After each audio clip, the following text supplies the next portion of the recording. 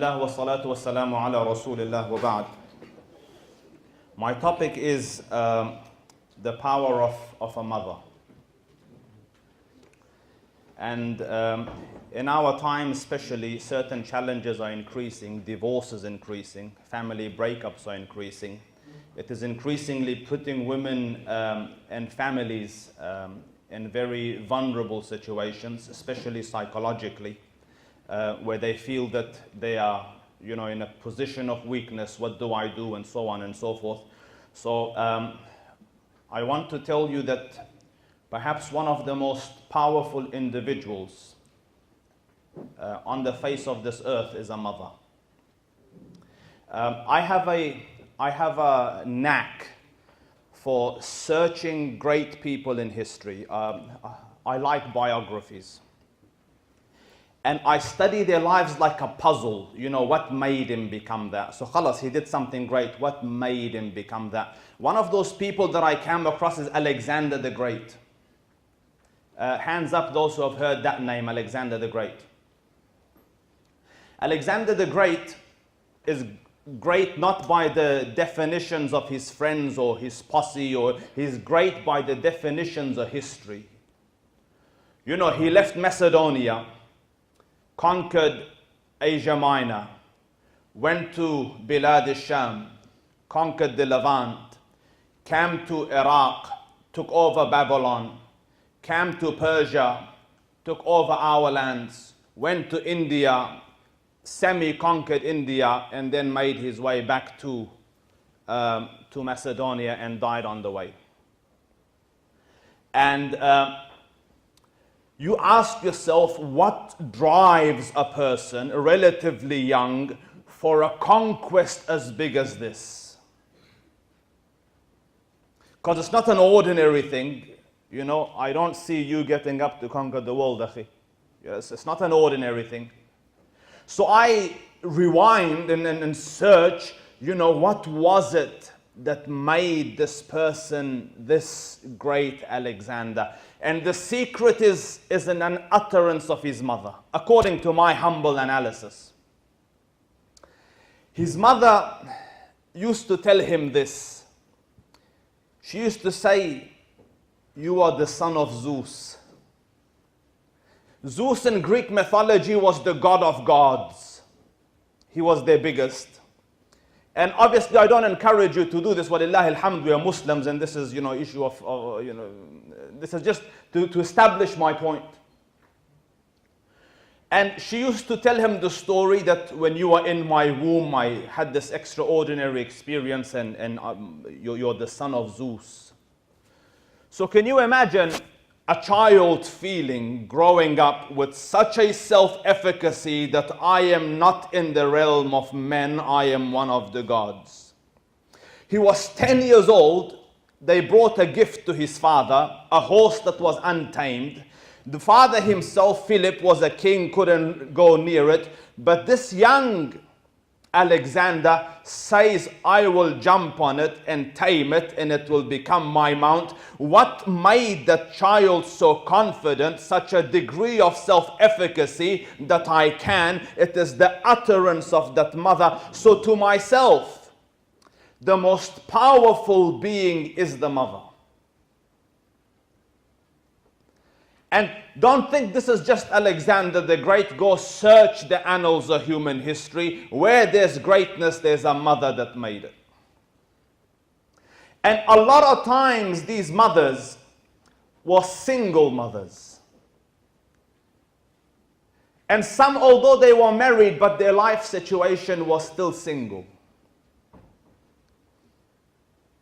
Rabi'atul Ra'i, he was one of the big scholars of Islam, but his father was in the army of the son of Uthman ibn Affan. He went towards our areas, Khurasan. And there he lasted for many, many years. And by the time he came back, young Rabi' would have been grown into a man. But before he left, he gave the mother 30,000 coins. He is this, look after yourself till I come back. Khurasan's a long way off. When he came back, as is the sunnah, he went to the masjid first. And in the masjid he saw, there's a young man sitting in a huge multitude around him. He is one of the 7 fuqaha of Medina. So feeling like, what a man, what an achievement, he came home. The man is still in the masjid. He doesn't know it's my son. So he came home and talking to the wife, he goes, what did you do with the 30,000? So she said, go to the masjid, you will see your son. So he went to see, subhanallah, and he said, you spent it well. Do you see? The one that made that ordinary Rabi' into one of the giant of the scholars was the wisdom and the thought and the planning and the strategy and the vision and the outlook of that awesome woman who could have gone and bought shoes, but instead she bought an education and a life for us to look up to till Qiyamah come. The famous man Imam Malik rahimahullah ta'ala. Imam Malik, the scholars say, Imam Malik is a giant of the Ahl al-Ilm. They say the young man wanted to be a singer. Did you know that? Malik rahimahullah. Malik wanted to be a singer. And Malik's father is paralyzed. Did you know that? Imam Malik's father is paralyzed. He was very limited, so he used to make arrows. That was his way of living. He used to make arrows and sell the arrows. So young Malik told his mom, I want to be a singer, because singers were looked after, and you know there was pomp and ceremony around them. So this intelligent creature, this mother of Imam Malik rahimahullah ta'ala, tells him, says, Malik, singers are good looking. And this is to just sow doubt in his head, although Imam Malik is very good looking. And their career only lasts whilst they're young and good looking. And instead, she directed his attention towards ilm. You know how? She went and bought him clothing of the ulama. You know, the turban and the bisht. And she used to wash him and perfume him and sit him up and then ask him questions on the sufra. Malik, how many rak'ah is in Zuhr?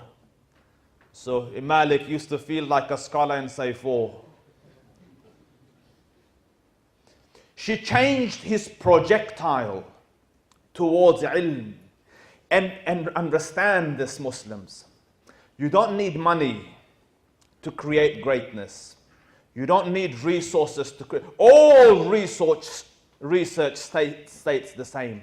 It is the capacity of the mother and the capacity of a teacher that builds greatness. So interest sparked in the heart of Malik, and then the rest became just mechanics. So one of his famous sheikhs is Nafi' Mawla Ibn Umar. You know, the student of Ibn Umar and the freed slave of Ibn Umar. And this is called the golden chain of narration in hadith for those who study hadith. Imam al-Shafi'i from Imam Malik, from Nafi', from Ibn Umar, from the Prophet of Allah, they call this the golden chain. So Nafi' was a strict man. He didn't have time for people all the time. Sheikh, can I ask questions? You know, time wasting. Nafi', rahimahullah ta'ala wa radiyallahu anh, used to go to the mosque at a specific time. His dars was from this time to this time. If you have questions, ask then. Once I'm home, you do not intervene and interfere. I have to do my research and my study. So Malik knew this and is sitting in a gathering where there's huge scholars. He wouldn't ever get a chance to ask. So look at the ingenuity of the man, a product of the thirst for knowledge that the mum has instilled in him. He used to go and wait outside the house of Nafi'. And then he used to walk with him to the mosque, just pretending this is coincidental. And when they used to take their shoes off at the door, Malik used to take his shoes off and look at the sheikh and say, Assalamu alaikum. And then they used to enter. After the dars and the salah used to finish, because sheikh, my shoes is next to your shoe, I'm not stalking you, this is coincidence. He used to walk back with him And now they had acquaintance, they knew each other. So he used to say, Sheikh, what about this hadith and what about this hadith? And Malik became Imam Malik at the hands of this lady. Imam Muhammad ibn Idris al-Shafi'i rahimahullah ta'ala. Go search history. He was, some scholars say, when he was in the womb of his mom, the father passed away. Some say a couple of months after his birth, the father passed away.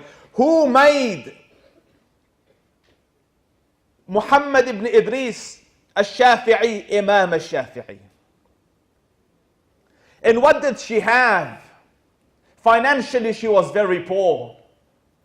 But she designs the whole curriculum of this young lad more than any scholar of our time could. She took him to Mecca. Go learn the Quran now. She sent him to this Rabi'atul Ra'i. Go learn his manners before you learn the deen from him.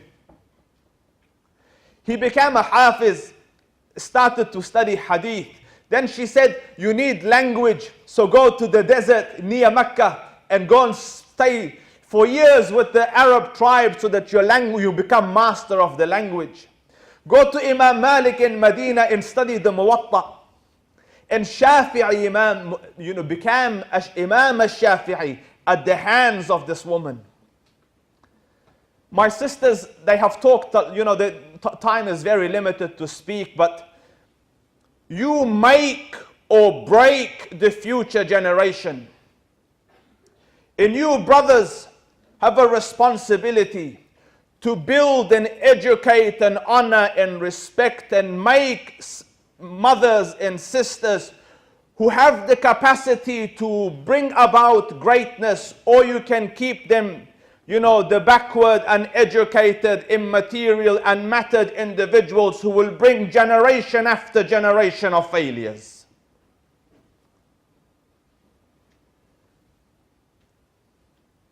And understand this. And so far my evidences from history. Look at the Quran. Because you will say, Ustadh, what is dalil for this? You go look at the Quran. When the mother was good, look at Ismail alayhi salam. Single mother brought him up in the desert. From a father who left him there since young and came back at old, when he had reached manhood. Had she been a poor mother, a weak mother, and an unfaithful mother, she would have poisoned his head with, where was he for your second birthday? Why didn't he buy you this? Why didn't he come for your celebration? He didn't even give me a Valentine's gift. Instead, when he comes years later, a prophet of God, seeing Ismail alayhi salam, he utters this proposition, my son, I have seen in a dream, أني أذبحك, that I am sacrificing you. فانظر ماذا ترى, then see what is your opinion. And the upbringing of a righteous mother is this, يا أبت افعل ما تؤمر ستجدني إن شاء Allah. Oh my father, do as you have been commanded. You will find me by the grace of Allah of those who will bear it patiently. That is an upbringing of a righteous mother, of an intelligent mother, of a far-sighted mother. And when you look at the other side, the wife of a prophet, ضرب الله مثلا للذين كفروا امرأة نوح وامرأة لوط كانتا تحت عبدين من عبادنا صالحين فخانتاهما. Two wives of two prophets, Nuh and Lut, alayhim afdalu salatu wa atammu taslim. And the father is a prophet, yet the mother is a disbeliever. The son became a disbeliever. And the Quran records it, Ya bunayyar kam ma'na wa la takum. Oh my son, come with us and don't be of those who are left behind. He says, I will go into the mountain. I will resist the punishment of Allah Rabbul Izzah. So Allah destroyed him. Nuh alayhi salam says, Ya Rabb, he was from my family, and you promised the protection of my family. Allah Rabbul Izzah says, he wasn't from your family. إنه عمل غير صالح. He was an unrighteous deed. Do you see the mother? My sisters, perhaps for some the time is too late, the children have already grown. I give you an advice, وَرَبُّ الْكَعْبَ, from the depth of my heart. Bring up your children to become successful parents and successful upbringers of the next generation.